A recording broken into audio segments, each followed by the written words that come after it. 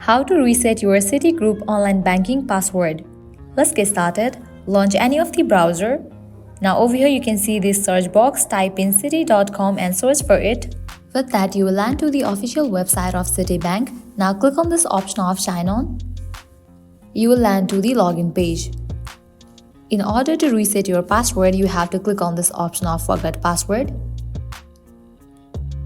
Now from this page you have to select an account type and use the primary account holder's information to verify your identity. After you select it, click on the option continue. Now you have to select one of the following to complete identification verification. Now you have to fill these, and after you fill it, click on the option of continue. After completion of verification process, you will get the option to reset your password, and with that you will be good to go.